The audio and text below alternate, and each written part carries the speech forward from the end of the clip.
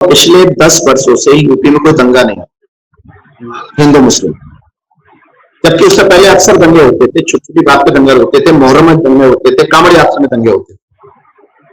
हमारे दिल्ली रोड के ब्रज घाट से आते आते बहुत सारी मुस्लिम बहुल बस्तियां थी, अक्सर उसमें ये हो जाता था, कोई मोटरसाइकिल निकाल रहा है, कोई मास्क की दुकान पे मास्क लटकाए हुए। लेकिन गत वर्षों में ऐसी व्यवस्था होगी कि इस खुले में कोई मास्क नहीं रखेगा, दुकान नहीं खोलेगा। उससे क्या हुआ कि ये सारी यात्राएं शांति प्रिय ढंग से निकल गई, कोई भी झगड़ा, कोई भी फसाद नहीं हुआ। इसका मतलब ये जो शासन प्रशासन कार्य कर रहा है उसकी उचित है। दूसरी बात कि अगर कोई मुस्लिम बंदा, अक्सर आपने देखा होगा वायरल वीडियो होते हैं कि गन्ने के जूस में गाय का मांस मिलाते हुए पकड़े गए, किसी जूस में थूकते हुए पकड़े गए। अगर उस समय मुश्रिक आबादी में दुकानदार में कोई ये बात वायरल कर दे कि इस दुकान से ऐसा गलत काम हो रहा था, तो जो लाखों की संख्या में कांवड़िए होंगे वो उस समय शांति व्यवस्था के लिए प्रश्न चिन्ह लगा देंगे। तो मात्र केवल एक लाइन को ट्राई करके लिखने मात्र से हमें उस पर ऑब्जेक्शन करना चाहिए या हमें उस व्यवस्था को विवाद से बचाना। रही बात अखिलेश सरकार में डीजे पर प्रतिबंध लगाया गया, झगड़े हुए, थानों में मुकदमे लिखे गए, लोगों से मारपीट हुई, लोगों को बंद किया गया, मुकदमे लगाए गए।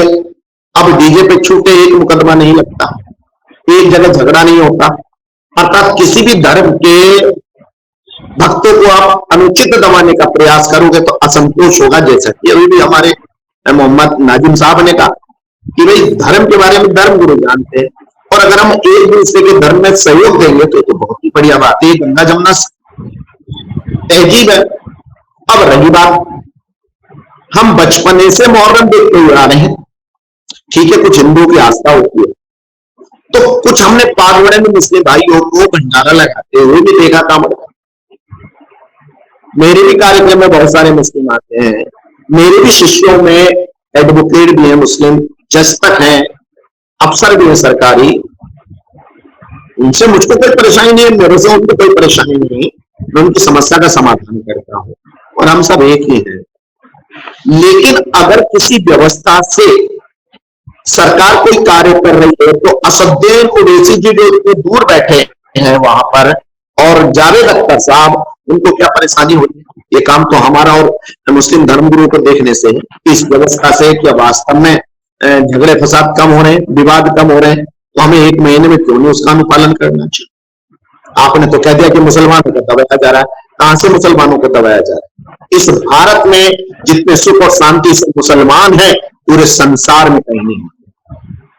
इस भारत की भूमि पर मुसलमानों को छोटा भाई माना जाता है। अरे हम हिंदू बड़े भाई हैं, तो बड़े भाई का आदर छोटा करेगा, छोटे को प्यार बड़ा भाई करेगा, तो मामला चलेगा।